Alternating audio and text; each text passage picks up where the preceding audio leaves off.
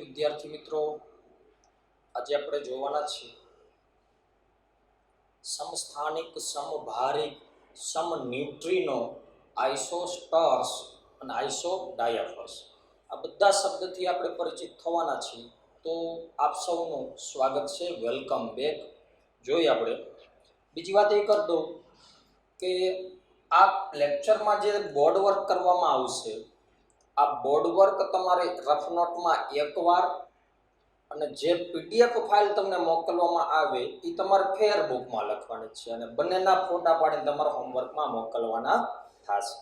ફરીથી જે PDF file મોકલવામાં આવે એ ફેરબુકમાં એક જ પેજમાં સમાવી દેવાનું અને એના સિવાય રફ વર્ક મતલબ કે રફ નોટમાં તમારે જે હું બોર્ડ વર્ક કરું એ બોર્ડ વર્ક તમારે રફ નોટમાં લખવાનું થશે. રેડી? તો જોઈએ આપણે સમસ્થાનિક.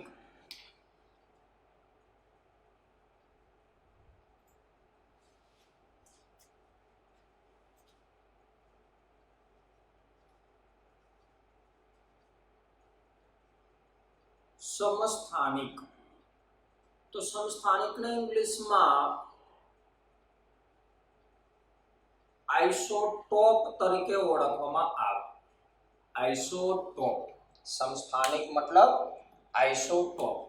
જો શબ્દ ઉપરથી આપણને કઈક આઈડિયા આવે મિત્રો, સમસ્થાન, સમ એટલે સમાન અને સ્થાન મતલબ કે જેના સ્થાન સમાન. તો સ્થાનની વાત છે તો કયા સ્થાનની વાત છે? તો આવર્ત કોષ્ટકમાં. તમે આવર્ત કોષ્ટક જોયું, એ આવર્ત કોષ્ટકમાં તત્વોની જે ગોઠવણી રહી એ પરમાણુ ક્રમાંકના આધારે કરવામાં આવેલી. રેડી? તો પરમાણુ ક્રમાંક સરખા હોય તો જ સ્થાન સરખા થાય. એનો મતલબ શું થયો કે સમસ્થાનિક કોને કહેવાય? કે એવા પરમાણુ કે જેનું સ્થાન સમાન હોય. અને સ્થાન સમાન ત્યારે જ હોય કે જ્યારે પરમાણુ ક્રમાંક સમાન હોય. તો આની રિક્વાયરમેન્ટની વાત કરી તો સમાનતા શેમાં જોવા મળે? તો નંબર 1 પરમાણ્વીય ક્રમાંકમાં. તો લખવાનું આવે કે પરમાણ્વીય ક્રમાંક સમાન. શું સમાન હશે? પરમાણ્વીય ક્રમાંક સમાન હોય પણ પરમાણ્વીય દળાંક જુદા જુદા હોય. પરમાણ્વીય ક્રમાંક સમાન પણ પરમાણ્વીય દળાંક જુદા જુદા એવા પરમાણુને સમસ્થાનિક કહેવાય. તો આ લખીએ આપણે કે પરમાણ્વીય દળાંક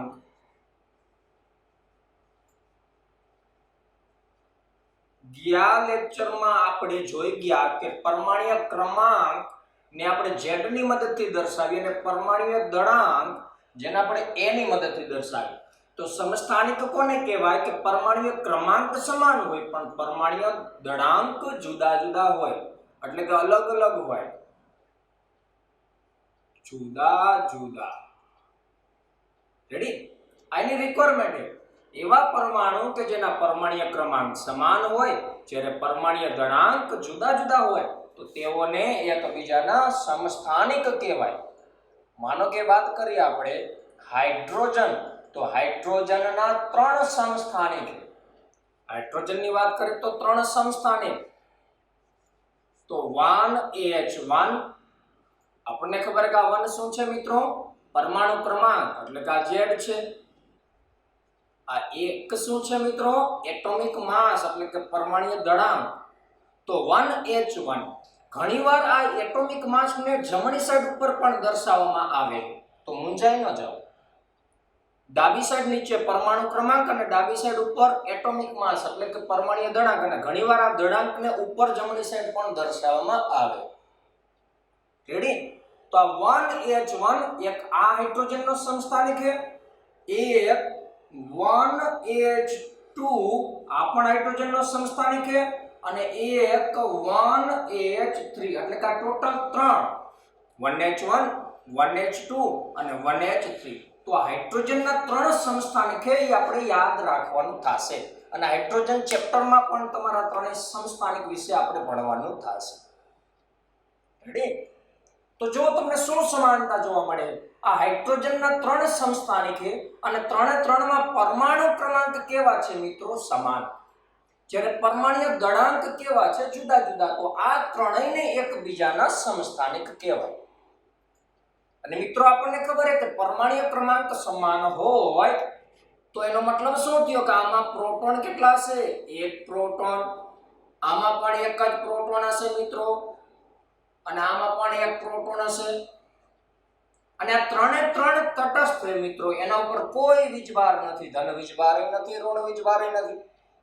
અને પરમાણુ જો તટસ્થ હોય તો એના પરમાણુ ક્રમાંક જેટલા જ એમાં ઇલેક્ટ્રોન હોય તો આમાં એક ઇલેક્ટ્રોન હશે. જે ઋણ વીજભાર છે આમાં પણ એક ઇલેક્ટ્રોન હશે મિત્રો, અને આમાં પણ એક ઇલેક્ટ્રોન હશે. પણ જ્યારે આપણે ન્યુટ્રોન જોતા હોય તો આપણને ખબર છે શું કરીએ આપણે? A-Z = neutron. શું મળે આપણને? ન્યુટ્રોન મળે. તો ન્યુટ્રોન બરાબર શું છે? A-Z. તો એકમાંથી એક જાય તો 0. તો 1H1 એમાં 0 ન્યુટ્રોન હશે. પછી 2 માંથી એક જાય તો 1, તો આમાં 1 ન્યુટ્રોન હશે. 3 માંથી એક જાય તો 2, તો આમાં 2 ન્યુટ્રોન હશે મિત્રો. આ જે 1H1 છે એને પ્રોટિયમ તરીકે ઓળખવામાં આવે. પ્રોટિયમ. 1H2 ને ડ્યુટેરિયમ તરીકે ઓળખવામાં આવે. ડ્યુટેરિયમ. અને 1H3 ને ટ્રિટિયમ તરીકે ઓળખવામાં આવે. ટ્રિટિયમ. તો 1H1 પ્રોટિયમ, 1H2 ડ્યુટેરિયમ અને 1H3 ટ્રિટિયમ. તો પ્રોટિયમ, ડ્યુટેરિયમ અને ટ્રિટિયમ આ ત્રણેય એકબીજાના સમસ્થાનિક છે. સમસ્થાનિક કોને કહેવાય? કે જેના પરમાણુ ક્રમાંક સરખા હોય. કારણ કે પરમાણુ ક્રમાંક સરખા હોય તો આવર્ત કોષ્ટકમાં સ્થાન પણ સમાન હોય, એટલે કે એક જ જગ્યાએ આ ત્રણ પરમાણુ ગોઠવાયેલા હોય. આવર્ત કોષ્ટક જોશું એટલે આપણને આઈડિયા આવી જશે. બીજી વાત એ કે કોઈ એક હાઇડ્રોજન પરમાણુ હોય, હાઇડ્રોજન પરમાણુ, તો એમાં પ્રોટિયમનું પ્રમાણ 99.985% હોય મિત્રો. તો આની પ્રચુરતા એટલે કેટલા પ્રમાણમાં પ્રાપ્ત થાય? તો એક હાઇડ્રોજન પરમાણુની અંદર પ્રોટિયમનું ટકાવાર પ્રમાણ 99.985% હોય. જ્યારે ડ્યુટેરિયમની વાત કરવામાં આવે તો 0.015% જેટલો ડ્યુટેરિયમ હોય, અને ટ્રિટિયમની વાત કરવામાં આવે તો 10⁻17 મિત્રો. આટલા ટકા ટ્રિટિયમના જોવા મળે. તો સૌથી વધુ પ્રમાણમાં કોણ આપણને, મતલબ કયો સમસ્થાનિક સૌથી વધુ પ્રમાણમાં હોય? એક હાઇડ્રોજન પરમાણુની અંદર 99.985% પ્રોટિયમ હોય, જ્યારે 0.015% ડ્યુટેરિયમ હોય, અને 10⁻17 આ 10⁻⁻17 10⁻17. મતલબ શું? આના ગુણાકારમાં 1 છે તો 1 × 10⁻17. એનો મતલબ શું થયો કે 1/10 અને પાછળ કેટલા મીંડા મૂકવાના થાય? 16 મીંડા, એટલે કે 1 ની પાછળ 17 મીંડા. તો 1/1 એવડું મોટું મૂલ્ય. તો આનું મૂલ્ય તો 0.16 અને પછી 1 આનું મૂલ્ય મળે. મતલબ આનું મૂલ્ય ઘણું બધું ઓછું છે. એટલે કે આ 1H3 જે છે એ અલ્પ પ્રમાણમાં આપણને પ્રાપ્ત થાય. અતિ અલ્પ પ્રમાણમાં, અલ્પ નહીં પણ અતિ અલ્પ પ્રમાણમાં આપણને આ ટ્રિટિયમ પ્રાપ્ત થાય. કેમ? કારણ કે રેડિયો એક્ટિવ છે. રેડિયો એક્ટિવ એટલે સક્રિય. તો આ રેડિયો સક્રિય છે અને પોતાનામાંથી બીટા માઇનસ કણોનું ઉત્સર્જન કરાવે.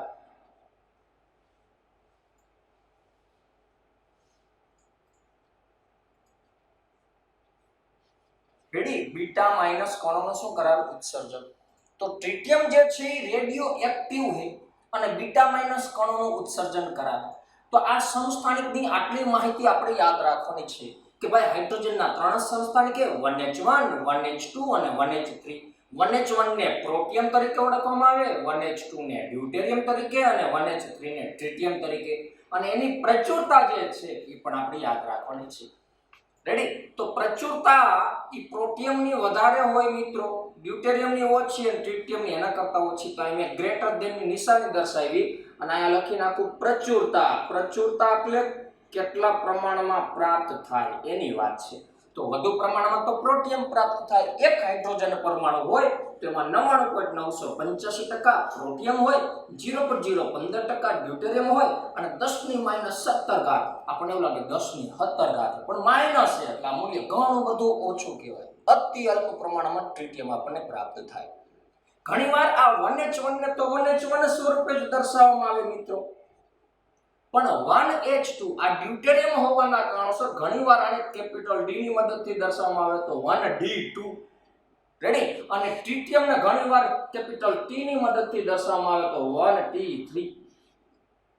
રેડી? તો આ 1H1 આ 1H2 અને આ 1H3 પણ 1H2 ડ્યુટેરિયમ ને કેપિટલ D ની મદદથી દર્શાવવામાં આવે અને ટ્રિટિયમ ને 1T3 ની મદદથી દર્શાવવામાં આવે. અને આ જે છે ડ્યુટેરિયમ એને ઘણીવાર ભારે હાઇડ્રોજન તરીકે પણ ઓળખવામાં આવે.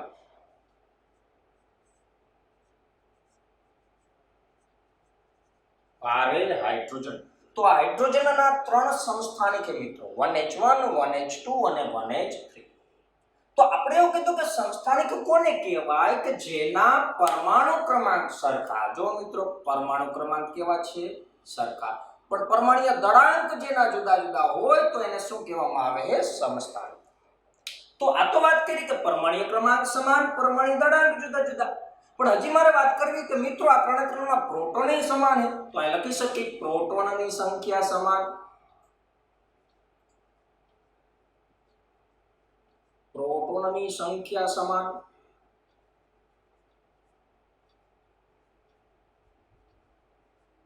રેડી? પછી પરમાણુ ક્રમાંક સમાન હોય મિત્રો તો પ્રોટોનની સમાન અને ઇલેક્ટ્રોનની સંખ્યા સમાન છે. તો અહીં લખીએ આપણે કે ઇલેક્ટ્રોનની સંખ્યા પણ સમાન.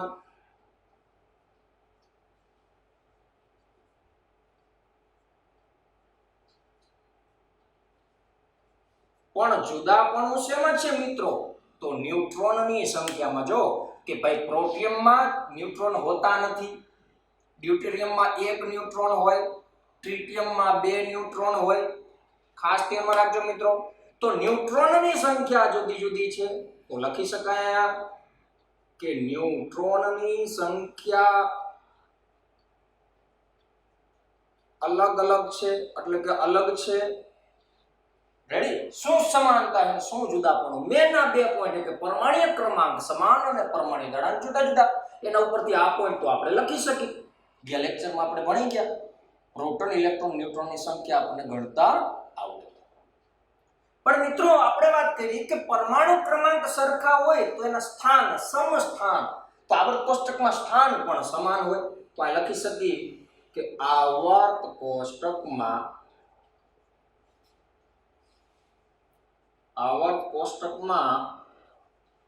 સ્થાન પણ સમાન મિત્રો. આવર્ત કોષ્ટકમાં સ્થાને સમાન. અને ખાસ યાદ રાખજો કે જેના પરમાણુ ક્રમાંક સમાન હોય ને એની ઇલેક્ટ્રોનની રચના પણ સમાન હોય. ઇલેક્ટ્રોન રચના સમાન. અને જેની ઇલેક્ટ્રોન રચના સમાન હોય એના રાસાયણિક ગુણધર્મો સમાન હોય. રાસાયણિક ગુણધર્મો. આવું બધું બુકમાં નથી આપ્યું મિત્રો, ખાસ ધ્યાનમાં રાખજો. એનસીઈઆરટી નો ટોપિક જ છે. પેજ નંબર 32 થી આપણે આગળ જ વધી પણ બહુ શોર્ટમાં આપેલું છે. આજથી જ JEE નીટ તમને આઈડિયા આવી જશે કે આમાં ઘણું બહાર નું આવ્યું. ધ્યાન રાખજો ખાસ. આજ JEE નીટ માથે સિંગડા નો હોય. JEE નીટ એનસીઈઆરટી સિવાયનું કેટલું બહાર નું બધું JEE નીટ નું હોય. તો બોર્ડ વર્ક કરી રફ નોટમાં લખજો. પીડીએફ ફાઇલ જે તમને મોકલેલી છે મિત્રો એ તમારે ફેર બુકમાં લખવાની છે. તો રાસાયણિક ગુણધર્મો સમાન, પરમાણુ ક્રમાંક સમાન હોય ને એના રાસાયણિક ગુણધર્મો સમાન જ હોય. પણ ભૌતિક ગુણધર્મો જુદા જુદા હોય તો આપણને પ્રશ્ન થાય કે આ રાસાયણિક ગુણધર્મો અને ભૌતિક ગુણધર્મો એટલે શું? તો જેમ જેમ આપણે આગળ જાશું એમ આપણને આઈડિયા આવશે.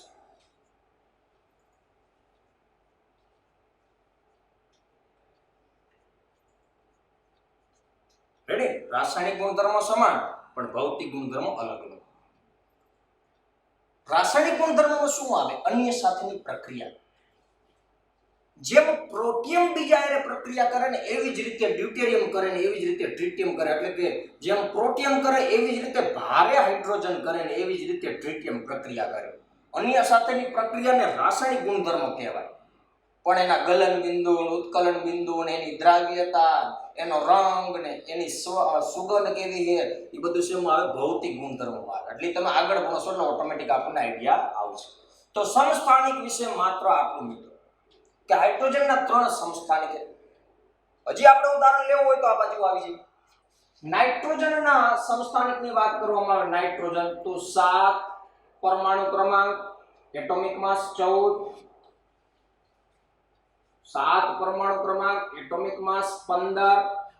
તો નાઇટ્રોજનના 2 સમસ્થાનિક મિત્રો તો અહીં લખી નાખું. આ મેં એક્ઝામ્પલ લીધું EX, આ પણ EX એક્ઝામ્પલ. તો પરમાણુ ક્રમાંક સમાન છે મિત્રો, પણ પરમાણુય ગણાંક જુદા જુદા છે. તો આ બંનેને બરાબર, નાઇટ્રોજન है परमाणु क्रमांक 7, परमाणु दળ 14, नाइट्रोजन परमाणु क्रमांक 7, परमाणु दળ 15. તો આ બંનેને એકબીજાના સમસ્થાનિક કહેવાય મિત્રો. તો આમાં 7 પ્રોટોન હોય તો આમાં પણ 7 પ્રોટોન હોય, કારણ કે પરમાણુ ક્રમાંક 7 અને બંને તટસ્થ છે તો 7 ઇલેક્ટ્રોન હશે, તો આમાં પણ 7 ઇલેક્ટ્રોન હશે. જ્યારે 14 માંથી 7 જાય તો 7 ન્યુટ્રોન હશે અને 15 માંથી 7 જાય તો આમાં 8 ન્યુટ્રોન. જો પ્રોટોન સમાન, ઇલેક્ટ્રોન સમાન, ન્યુટ્રોન અલગ અલગ મિત્રો. તો આ બંને એકબીજાના સમસ્થાનિક કહેવાય. આ બંનેના રાસાયણિક ગુણધર્મો સમાન હોય, આ બંનેના ભૌતિક ગુણધર્મો જુદા જુદા હોય. આ બંનેનું આવર્ત કોષ્ટકમાં સ્થાન પણ સમાન હોય મિત્રો. સમજી શકો તમે? તો નાઇટ્રોજનના 2 સમસ્થાનિક યાદ રાખવાનું હોય. એના પછી વાત કરીએ કે માનો કે આપણે લઈ કાર્બનનો પરમાણુ ક્રમાંક 12, પરમાણુ ક્રમાંક 6, પરમાણુય દળાંક 12, કાર્બનનો પરમાણુ ક્રમાંક 6, પરમાણુ દળાંક 13, કાર્બનનો પરમાણુ ક્રમાંક 6, પરમાણુ દળાંક 14. આ સમસ્થાનિક થયા. તો આમાં 6 પ્રોટોન હશે, 6 ઇલેક્ટ્રોન હશે, આમાં પણ 6 પ્રોટોન હશે મિત્રો, 6 ઇલેક્ટ્રોન હશે, 6 પ્રોટોન હશે, 6 ઇલેક્ટ્રોન હશે. પણ ન્યુટ્રોનની વાત કરીએ તો A-Z કરીએ આપણે. A-Z 12 માંથી 6 જાય 6 ન્યુટ્રોન, 13 માંથી 6 જાય 7 ન્યુટ્રોન અને 14 માંથી 6 જાય 8 ન્યુટ્રોન મિત્રો. તો કાર્બનને પણ 3 સમસ્થાનિક છે, હાઇડ્રોજનને પણ 3 છે, જ્યારે નાઇટ્રોજનને 2 છે.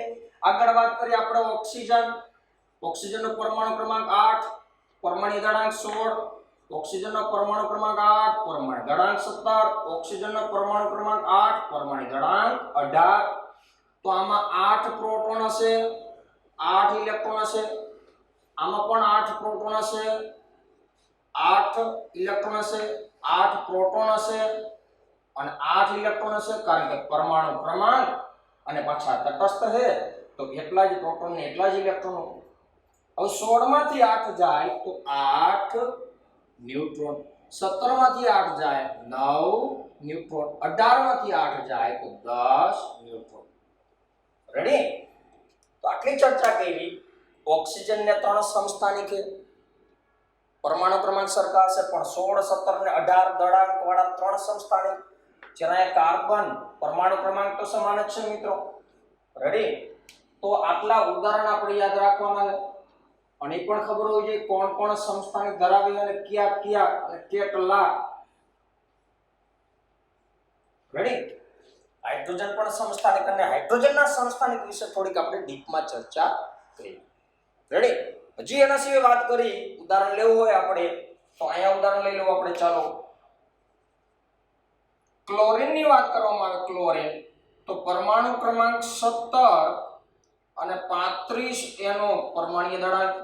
બીજો ક્લોરીન એનો જે સમસ્થાનિક છે પરમાણુ ક્રમાંક 17 જ્યારે 37 એનો પરમાણુય દળાંક. તો ક્લોરીનના 2 સમસ્થાનિક મિત્રો.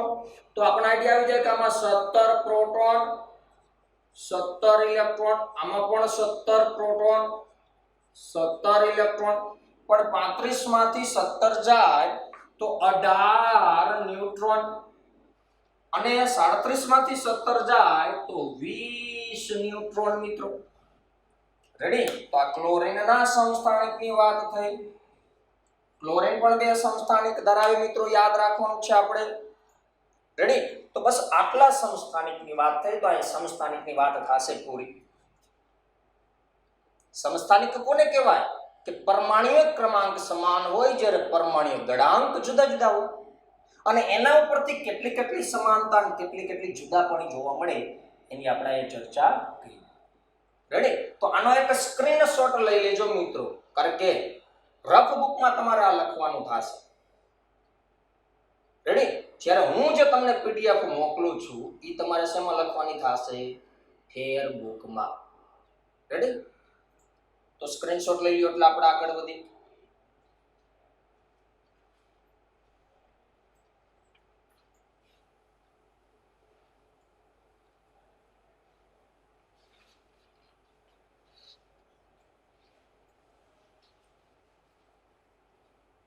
આગળનો ટોપિક છે સમભારિક. ખાસ ધ્યાન રાખજો, આપણે સમસ્થાનિક ભણ્યા, જેને ઇંગ્લિશમાં આઇસોટોપ તરીકે ઓળખવામાં આવે છે મિત્રો. આઇસોટોપ ઇંગ્લિશ વર્ડ લખું તો એનો મતલબ એ કે યાદ જ રાખવાનું. ઘણીવાર પૂછે નીચે પૈકી કઈ જોડ આઇસોટોપની જોડ છે, તો ઘણીવાર ઇંગ્લિશ વર્ડ વાપરી નાખતા હોય છે મિત્રો. ખાસ ધ્યાન રાખજો. રેડી? હવે આવે છે નેક્સ્ટ નંબરે સમભારિક.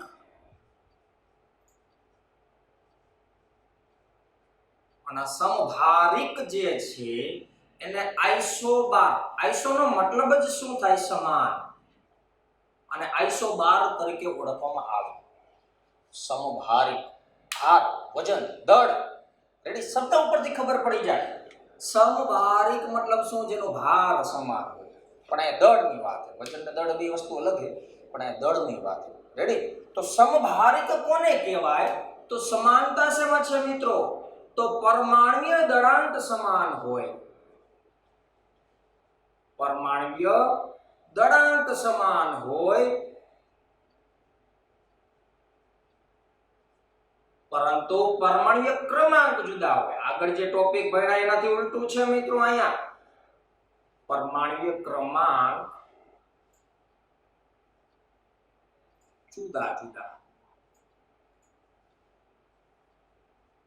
રેડી? પરમાણ્વીય ક્રમાંક સમાન, પરમાણ્વીય દળાંક સમાન એટલે કે એ સમાન, અને પરમાણ્વીય ક્રમાંક જુદા જુદા એટલે કે જેડ જુદા જુદા. રેડી? માનો કે આપણે ઉદાહરણની વાત કરી, એક્ઝામ્પલ લઈ આપણે અહીંયા. ચાલો આર્ગોન લઉં. તો આર્ગોનનો પરમાણુ ક્રમાંક મિત્રો આપણને ખબર છે 18, પરમાણુ દળ એનું 40. તમને તકલીફ પરમાણુ ક્રમાંકમાં નથી, પરમાણ્વીય દળમાં છે. તો પરમાણ્વીય દળ જે છે એ આપણે યાદ રાખવાનું છે. જો કે અત્યારે એ ન યાદ રાખો તો પણ ચાલશે. કેમ? કારણ કે જેના જેના જરૂર પડશે એ આગળ આવશે જ, અને તમને આગળ આપવામાં આવશે કે ભાઈ આટલાની જરૂર છે. આર્ગોન પછી પોટેશિયમની વાત કરવામાં આવે તો પરમાણુ ક્રમાંક 19, પરમાણ્વીય દળાંક 40. પોટેશિયમના પણ સમસ્થાનિક છે હો મિત્રો. સમસ્થાનિક એટલે K19 વાળો 40 પરમાણ્વીય દળ ધરાવે, અને પરમાણુ ક્રમાંક 19 એટલે પોટેશિયમ 39 પણ પરમાણ્વીય દળાંક ધરાવે. તો પોટેશિયમના પણ સમસ્થાનિક છે. રેડી? પછી આગળ વાત કરી કેલ્શિયમ. કેલ્શિયમ પરમાણુ ક્રમાંક 20 અને પરમાણ્વીય દળાંક 40. તો હવે જો મિત્રો કે 18 છે, મતલબ 18 આમાં પ્રોટોન અને 18 આમાં ઇલેક્ટ્રોન, કારણ કે તટસ્થ. આ 19 પરમાણુ ક્રમાંક છે, તો આમાં 19 પ્રોટોન હશે મિત્રો, અને 19 શું હશે? ઇલેક્ટ્રોન. અને આમાં 20 પ્રોટોન હશે મિત્રો, અને 20 શું હશે? ઇલેક્ટ્રોન. તો પ્રોટોન અને ઇલેક્ટ્રોનની સંખ્યા જુદી જુદી. હવે 40 માંથી 18 જાય, કારણ કે આને આપણે શું કીધું છે? A, અને આપણે શું કહીએ? Z. તો A માંથી Z બાદ કરો તો ન્યુટ્રોનની સંખ્યા મળે. તો 40 માંથી 18 જશે તો 22 ન્યુટ્રોન મળશે. 40 માંથી 19 જાય મિત્રો 21 ન્યુટ્રોન મળશે.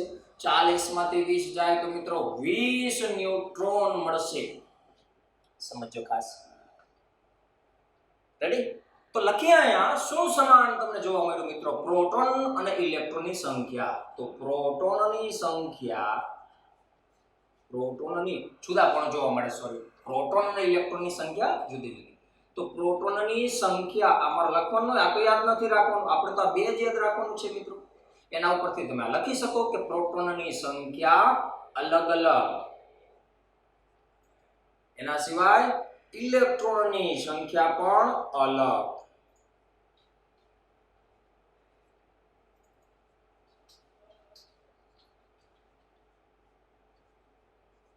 જ્યારે ન્યુટ્રોનની સંખ્યા પણ અલગ. ન્યુટ્રોનની સંખ્યા પણ અલગ.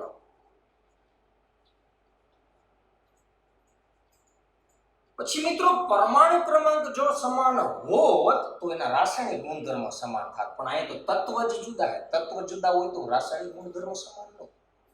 રેડી? અને ભૌતિક ગુણધર્મો જુદા જ છે. તો રાસાયણિક ગુણધર્મો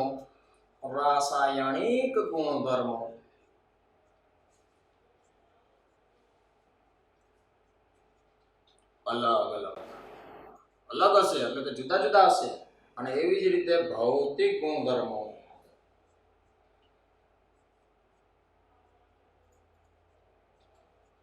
પણ કેવા હશે? અલગ.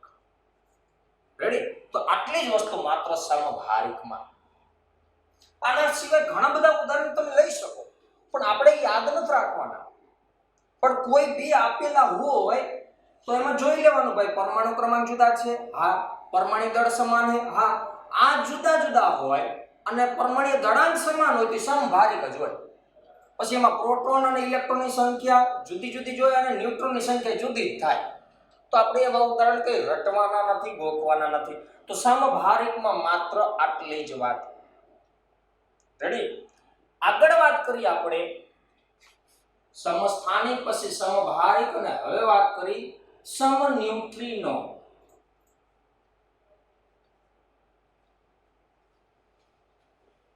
સમન્યુટ્રિનો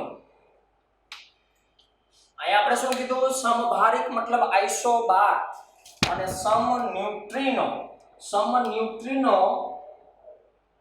એને અથવા તો ઘણીવાર સમતાન તરીકે પણ ઓળખવામાં આવે. સમતાન. શેના તરીકે? સમતાન તરીકે. અને ઇંગ્લિશમાં એને કહેવામાં આવે આઇસોટોન.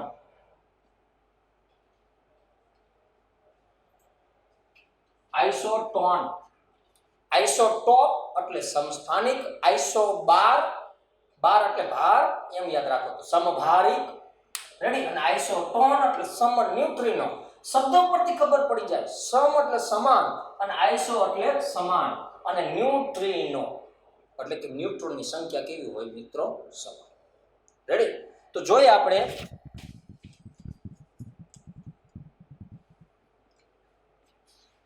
તો અહીંયા લખી શકીએ શું કે પરમાણ્વીય ક્રમાંક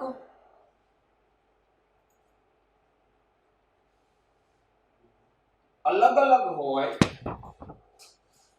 પરમાણ્વીય દળાંક પણ અલગ અલગ હોય,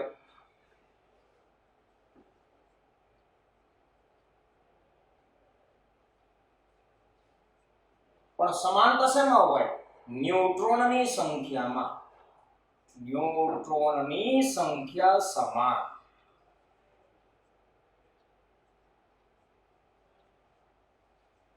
તો તેઓને એકબીજાના સમન્યુટ્રિનો કહેવાય.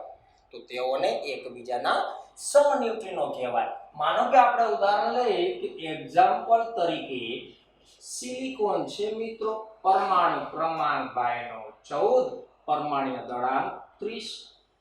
ફોસ્ફરસ લઉં, ફોસ્ફરસ પરમાણુ ક્રમાંક 15 અને પરમાણુ દળાંક 31. સલ્ફર લઉં, પરમાણુ ક્રમાંક 16 અને પરમાણુ દળાંક 32. રેડી? તો ત્રણ ઉદાહરણ છે મિત્રો. જો પરમાણ્વીય ક્રમાંક જુદા જુદા, પરમાણ્વીય દળાંક પણ જુદા જુદા, પણ સમાનતા શેમાં જોવા મળશે? ન્યુટ્રોનમાં. તો પેલામાં પ્રોટોન કેટલા હશે મિત્રો? કે 14 પ્રોટોન અને તટસ્થ છે તેથી એમાં 14 ઇલેક્ટ્રોન હશે સિલિકોનમાં. ફોસ્ફરસની વાત કરું તો 15 પ્રોટોન હશે મિત્રો અને 15 આમાં શું હશે? ઇલેક્ટ્રોન. સલ્ફરની વાત કરું કે 16 પ્રોટોન મિત્રો અને 16 ઇલેક્ટ્રોન હશે. પણ જ્યારે તમે a-z કરશો, આ z છે, આ a છે, a-z કરો તો તમને ન્યુટ્રોનની સંખ્યા મળે. તો 30 માંથી 14 જાય તો 16 ન્યુટ્રોન, 31 માંથી 15 જાય તો 16 ન્યુટ્રોન અને 32 માંથી 16 જાય તો 16 ન્યુટ્રોન. ઘણા બધા ઉદાહરણો આપણે લખી શકી. રેડી? પણ આપણે બધા ઉદાહરણ યાદ રાખવાના હોતા નથી. માનો કે હજી એક ઉદાહરણ લઈ લો, ચાલો કે પોટેશિયમ લઉં, પરમાણુ ક્રમાંક 19 અને 39 પરમાણ્વીય દળ. હમણાં મેં એક પોટેશિયમ એવો લીધો તો જેમાં 40 પરમાણ્વીય દળ હતું. તો પોટેશિયમને પણ સમસ્થાની છે. પોટેશિયમને પણ સમસ્થાની છે. એક 39 દળ વાળો અને એક 40 દળ. રેડી? અહીંયા લઉં હું, માનો કે આપણે લઈ કેલ્શિયમ, પરમાણુ ક્રમાંક 20 અને 40 એનું દળ. તો જોજો, પરમાણુ ક્રમાંક જુદા જુદા, પરમાણ્વીય દળાંક જુદા જુદા. તો સીધી વાત છે કે આમાં 19 પ્રોટોન હશે અને તટસ્થ તેથી 19 ઇલેક્ટ્રોન હોય. એવી રીતે આમાં 20 પ્રોટોન હોય, 20 ઇલેક્ટ્રોન હોય મિત્રો. પણ 39 માંથી 19 જાય તો 20 ન્યુટ્રોન મળશે અને 40 માંથી 20 જાય તો 20 ન્યુટ્રોન મળશે મિત્રો. તો આના ઉદાહરણ થઈ ગયા, ખાસ ધ્યાનમાં રાખજો. જાજા ઉદાહરણ લખવાની આપણે કઈ જરૂર હોતી નથી, બસ કન્સેપ્ટ ક્લિયર હોવો જોઈએ. તો આવા પરમાણુઓને એકબીજાના શું કહેવામાં આવે છે મિત્રો? સમન્યુટ્રિનો તરીકે ઓળખવામાં આવે. હવે તમે જુઓ, જુદા પણ શું મિત્રો? પરમાણ્વીય ક્રમાંક જુદા જુદા છે. જો પછી પરમાણ્વીય દળાંક લાગે 30, 31, 32, 39, 40 છે મિત્રો. રેડી? ન્યુટ્રોનની સંખ્યા સમાન એટલે તો સમન્યુટ્રિનો કીધું. શબ્દ ઉપરથી ખબર પડી જાય સમન્યુટ્રિનો. પછી તત્વો જુદા જુદા હોય તો ક્યારે એના રાસાયણિક ગુણધર્મો સમાન ન હોય. તો રાસાયણિક ગુણધર્મો પણ જુદા જુદા. રાસાયણિક ગુણધર્મો અલગ અલગ અથવા તો જુદા જુદા. ભૌતિક ગુણધર્મો પણ મિત્રો જુદા જુદા જ હોય, કારણ કે તત્વો જુદા જુદા है. ભૌતિક ગુણધર્મો જુદા જુદા. રેડી? તો આ વાત થઈ આપણે સમન્યુટ્રિનો. રેડી? તો સ્ક્રીનશોટ લગાવી લ્યો, પછી આગળ વધી.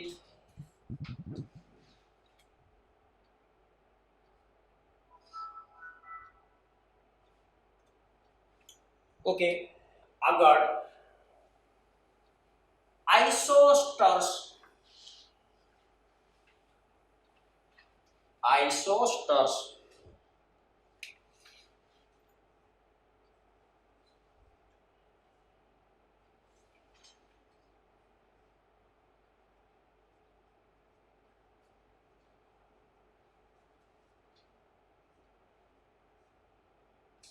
આઇસોસ્ટર્સ તો એને ઇંગ્લિશમાં પણ આઇસોસ્ટર્સ અને ગુજરાતીમાં પણ આઇસોસ્ટર્સ તરીકે જ ઓળખવામાં આવે. આઇસોસ્ટર્સ કોને કહેવાય મિત્રો?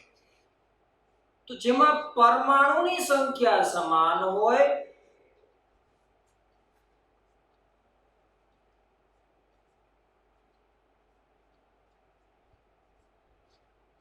અને ઇલેક્ટ્રોનની સંખ્યા પણ સમાન હોય.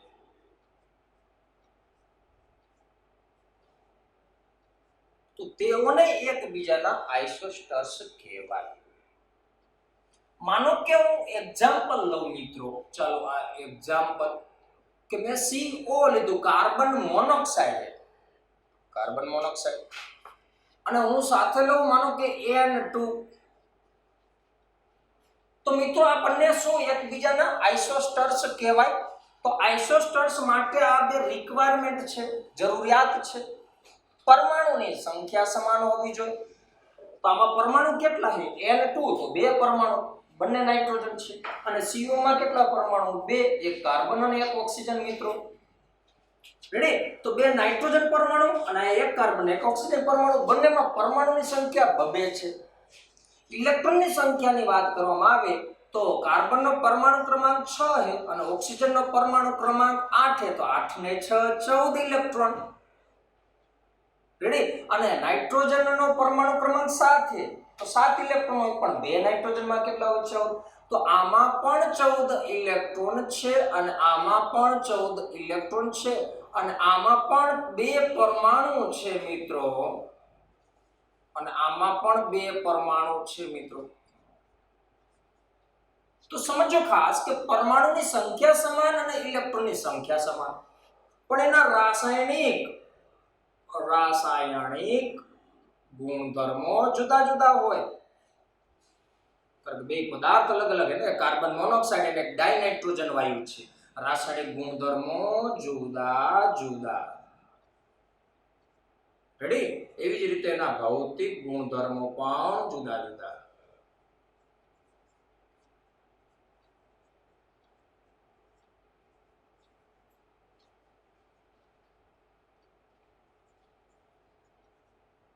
પણ એની ઇલેક્ટ્રોન રચના સમાન હોય. કારણ કે ઇલેક્ટ્રોનની સંખ્યા સમાન તો ઇલેક્ટ્રોન રચના સમાન. રેડી? રાસાયણિક અને ભૌતિક ગુણધર્મો કેવા? જુદા જુદા. ખાસ ધ્યાનમાં રાખજો મિત્રો. રેડી? તો આને કહેવામાં આવે આઇસોસ્ટર્સ. એવી રીતે હું લઉં મિત્રો કે HCl અને F2. આ એક ઉદાહરણ લઉં પાછો. તો ક્લોરીનનો પરમાણુ ક્રમાંક 35, તો એમાં 35 ઇલેક્ટ્રોન અને હાઇડ્રોજનનો પરમાણુ ક્રમાંક 1, તો એમાં 1 ઇલેક્ટ્રોન હોય, તો 35 ને 1 36, તો આમાં 36 ઇલેક્ટ્રોન હોય મિત્રો. કેટલા ઇલેક્ટ્રોન હોવાના? 36 ઇલેક્ટ્રોન. પણ F2 ની વાત કરવામાં આવે મિત્રો, F2 ની વાત કરવામાં આવે તો ફ્લોરિનનો પરમાણુ ક્રમાંક કેટલો છે મિત્રો? ફ્લોરિનનો પરમાણુ ક્રમાંક 9. ફ્લોરિનનો પરમાણુ ક્રમાંક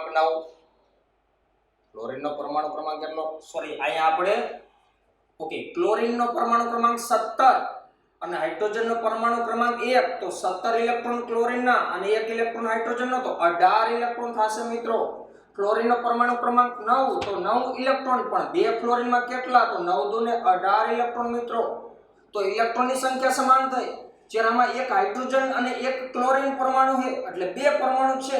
જ્યારે આમાં 2 ફ્લોરિન પરમાણુ છે, તો આમાં પણ 2 પરમાણુ છે અને આમાં પણ 2 પરમાણુ છે. આના કરતા હવે જાજા ઉદાહરણ લેવાની કઈ જરૂર નહીં, આપણને ઇલેક્ટ્રોનની સંખ્યા તો મળી જાય પરમાણુ ક્રમાંક હોય તો મિત્રો. તો 2 ઉદાહરણ કાપી છે. મેં જે PDF ફાઇલ મોકલી એમાં કદાચ 2-3 ઉદાહરણ વધારે પણ હશે. ઉદાહરણ આપણે ગોખવાના નથી, સમજવાની વાત આ છે કે પરમાણુની સંખ્યાએ સમાન હોય અને ઇલેક્ટ્રોનની સંખ્યાએ સમાન હોય તો એને આઇસોસ્ટર્સ કહેવાય. પછી એના પછીનો એક ટોપિક આપણે ભણવો છે, માનો કે એના પછીનો ટોપિક કે આઇસો ઇલેક્ટ્રોનિયમ. તો એ તો ગઈકાલે ચર્ચા કરી ગયા. Iso ઇલેક્ટ્રોનિયમ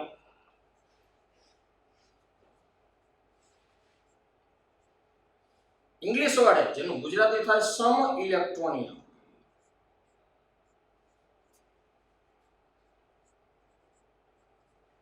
ready?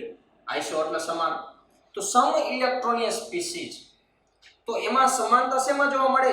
કે ઇલેક્ટ્રોનની સંખ્યા સમાન.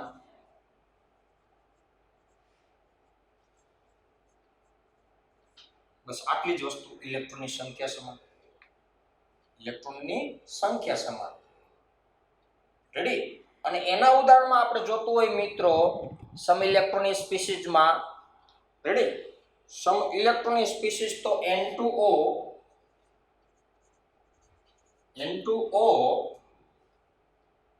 રેડી? અને એના સિવાય ઉદાહરણ આપણે લેશું CO2. એના પછી વાત કરીએ આપણે, હજી એક ઉદાહરણ લેવું હોય આપણે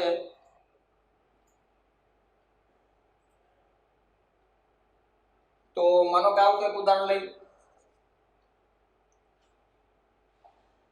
કે P-3 S-2 અને Cl-1 મિત્રો. સમજો હવે મેં કીધું ઇલેક્ટ્રોનની સંખ્યા સમાન હોવી જોઈએ. જો કે નાઇટ્રોજનનો પરમાણુ ક્રમાંક 7, મતલબ એમાં 7 ઇલેક્ટ્રોન હશે, પણ 2 નાઇટ્રોજન એટલે 14 અને ઓક્સિજનનો પરમાણુ ક્રમાંક 8, તો એમાં 8 ઇલેક્ટ્રોન છે. તો 7 ને 7 14 અને ઓક્સિજન 8 તો 14 ને 8 આમાં 22 ઇલેક્ટ્રોન છે મિત્રો. હવે કાર્બનનો પરમાણુ ક્રમાંક 6 અને ઓક્સિજનનો પરમાણુ ક્રમાંક 8, પણ બે ઓક્સિજન તો 8 દુ ને 16 ઇલેક્ટ્રોન એમાં હશે અને 6 આમાં, તો 22 ઇલેક્ટ્રોન મિત્રો. કારણ કે પરમાણુ ક્રમાંક એટલા ઇલેક્ટ્રોન, કારણ કે છે તટસ્થ, તો બંનેમાં ઇલેક્ટ્રોનની સંખ્યા સમાન છે મિત્રો. એના પછી વાત કરીએ કે ફોસ્ફરસનો પરમાણુ ક્રમાંક 15 હોય, એ પાકો કર્યો હોય તો આગળનું બધું આવડશે, એટલે જ મેં કીધું હતું ખાસ પાકો કરજો. તો 15 અને -3 એટલે ઋણ વીજભાર ક્યારે મળે કે ઇલેક્ટ્રોન મેળવેલા હોય તો, કારણ કે ઇલેક્ટ્રોન ઋણ વીજભારી છે અને મેળવી તો આપણે ઋણ વીજભારી થઈ. તો 3 ઇલેક્ટ્રોન મેળવ્યા અને 15 હતા તો 15 ને 3 આમાં 18 ઇલેક્ટ્રોન હોય. સલ્ફરનો પરમાણુ ક્રમાંક 16 હોય અને 2 મેળવ્યા તો 18 ઇલેક્ટ્રોન હોય, અને ક્લોરીનનો પરમાણુ ક્રમાંક 17 અને 1 મેળવ્યો તો આમાં પણ 18 ઇલેક્ટ્રોન હોય.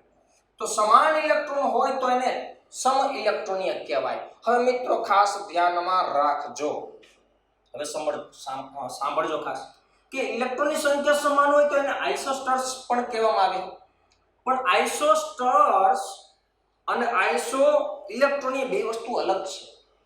બેમાં એક સિમિલારિટી છે, સામ્યતા है, समानता है કે બંનેમાં ઇલેક્ટ્રોનની સંખ્યા સમાન.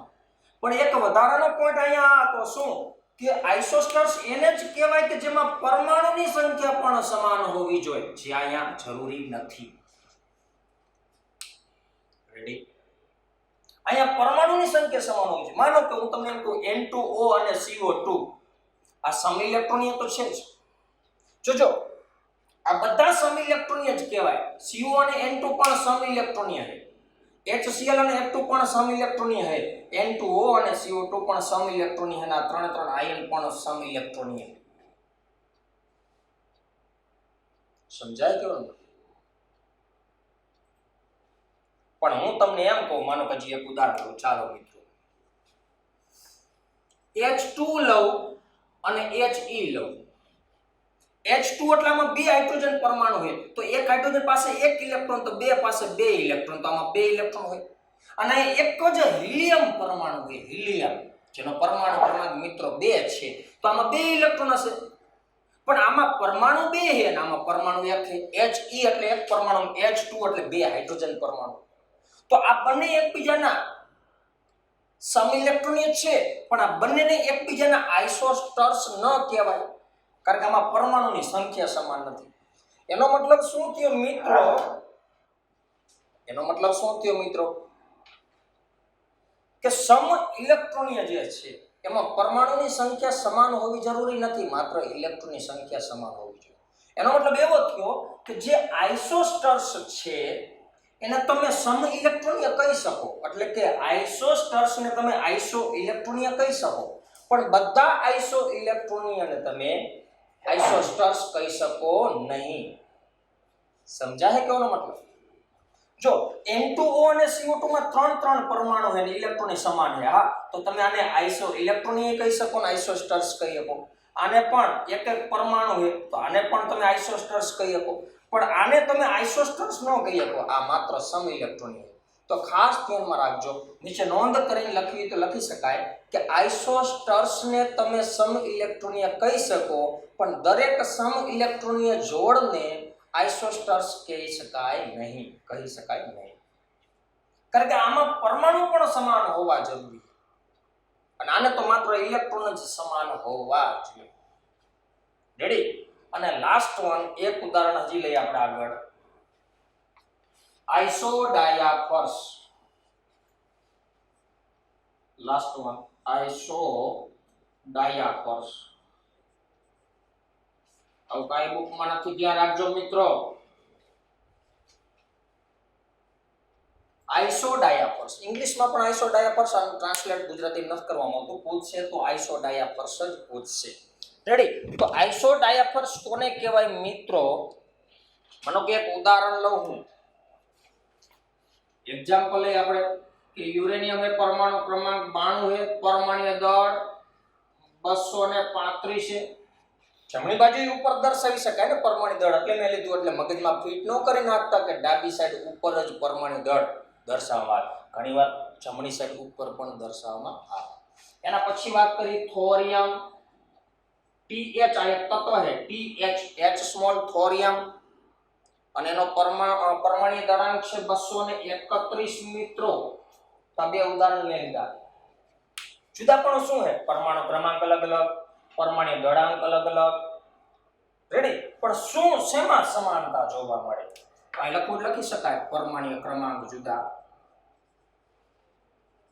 પરમાણ્વીય ક્રમાંક જુદા જુદા, પરમાણ્વીય ક્રમાંક અલગ હોય મિત્રો. રેડી? પરમાણ્વીય દળાંક પણ અલગ હોય. શું અલગ હોય? ઘણું બધું વિચારીએ પણ તમે 235 92 પ્રોટોન ઇલેક્ટ્રોન, તો પ્રોટોન ઇલેક્ટ્રોનની સંખ્યા અલગ. આ લખવાલો કે P+ અને E- અલગ, ની સંખ્યા અલગ. આવે એવું લખી નાખ્યું. આ તો તમને લખતા આવડે ને મિત્રો, સાજુ લખવાનો કઈ મતલબ નથી. કારણ કે આમાં 92 પ્રોટોન હોય, 92 ઇલેક્ટ્રોન હોય, આમાં 90 પ્રોટોન ને 90 ઇલેક્ટ્રોન હોય. પછી 235 માંથી 92 બાદ કરો અને 231 માંથી 90 બાદ કરો. સમજાય કહો મને? તો ન્યુટ્રોનની સંખ્યા પણ જુદી જુદી મળશે. તો લખી શકાય ન્યુટ્રોનની સંખ્યા જુદી જુદી.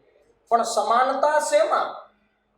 તો સમાનતા જોવા મળે તમને ન્યુટ્રોનની સંખ્યા -z આ સમાન થાય, અથવા તો a-2z સમાન થાય. તો જેમાં આ સમાન હોય એને આઇસોડાયાફર્સ કહેવાય મિત્રો. ટ્રાય કરો તમે. આ ન્યુટ્રોનની સંખ્યા એટલે કેવી રીતે મળશે મિત્રો? તો 235 - 92 એટલે તમને ન્યુટ્રોનની સંખ્યા મળે. અને વળી એમાંથી 92 બાદ કરો તો એનું મૂલ્ય અને આનું મૂલ્ય આપણને સમાન મળશે. રેડી? શું કહેવા માંગીએ આપણે? 235 - 92 ટૂંકમાં હું અહીં લખું કે ન્યુટ્રોનની સંખ્યા બરાબર a-z. અહીં લખું ન્યુટ્રોનની સંખ્યા બરાબર a-z. તો અહીં લખીએ આપણે 235 - 92. અહીં લખીએ આપણે 231 - 90. તો તમને અહીં ન્યુટ્રોનની સંખ્યા મળે કે ન મળે મિત્રો? મળે અહીં ન્યુટ્રોનની સંખ્યા. તો આ ન્યુટ્રોનની સંખ્યા કઈક મળશે ને અહીંયા કઈક મળશે. ઈ જે ન્યુટ્રોનની સંખ્યા તમને મળે એમાંથી આની જે સંખ્યા છે ન્યુટ્રોન એમાંથી 92 બાદ કરો અને આમાં ન્યુટ્રોનની સંખ્યા જે મળે એમાંથી 90 બાદ કરો તો ઈ બેયના મૂલ્ય સમાન આવશે. મતલબ આ સમાન હોય. કેલ્ક્યુલેટર લઈને બાદ કરી નાખજો. 235 માંથી 92 બાદ કરજો મિત્રો અને 231 માંથી 90 બાદ કરજો તો આમાં ન્યુટ્રોનની સંખ્યા મળે, આ ન્યુટ્રોનની સંખ્યા મળે. અને ન્યુટ્રોનની સંખ્યામાંથી એનો પરમાણુ ક્રમાંક, આ ન્યુટ્રોનની સંખ્યામાંથી એનો પરમાણુ ક્રમાંક, આ ન્યુટ્રોનની સંખ્યામાંથી એનો પરમાણુ ક્રમાંક તમે બાદ કરશો ત્યારે જે મૂલ્ય મળશે એ બંને સમાન હશે. એટલે કે આ ન્યુટ્રોનની સંખ્યા -z. અથવા તો a-2 × z તો વસ્તુ એક જ છે. a 235 - 92 × 2 અને 231 - 90 × 2 તો એનો જવાબ પણ કેવા આવે? સમાન આવે. ફરીથી કહું કે દળ, પરમાણ્વીય દળ -2 × પરમાણુ ક્રમાંક કરવાનું. તો આનું પરમાણ્વીય દળ -2 × 92 અને પરમાણ્વીય દળ -90 × 2 તો એના મૂલ્યો સમાન આવે. તો એ મૂલ્ય લખવા હોય તો તમે લખી શકો. તો આને આઇસોડાયાફર્સ કહેવાય. એટલે કે ન્યુટ્રોનની સંખ્યામાંથી પરમાણુ ક્રમાંક બાદ કરો અને એનું જે મૂલ્ય મળે એ જો બેયનું સમાન હોય મિત્રો તો એઓને એકબીજાના આઇસોડાયાફર્સ કહેવાય. અથવા તો a-2z કરો, વસ્તુ એક જ છે કે પરમાણ્વીય દળમાંથી 2 × પરમાણુ ક્રમાંક બાદ કરો. રેડી? તો એના મૂલ્ય પણ કેવા મળશે? સમાન. તો એને શું કહેવામાં આવે? આઇસોડાયાફર્સ તરીકે ઓળખવામાં આવે. તો જે બોર્ડ વર્ક કરેલું, હાલ પૂરતું માત્ર આટલું છે. જે બોર્ડ વર્ક કરેલું છે એ આપણે રફ નોટમાં લખવાનું છે. રેડી? અને જે તમને PDF ફાઇલ મોકલવામાં આવશે એ તમારે ફેર બુકમાં લખવાની છે એક વાર. અને આ બંનેના ફોટા પાડીને તમારે આજ સાંજ સુધીમાં 6 વાગ્યા પહેલા હોમવર્ક મોકલવાનું છે. તો હાલ પૂરતું માત્ર આટલું. જય શ્રી કૃષ્ણ.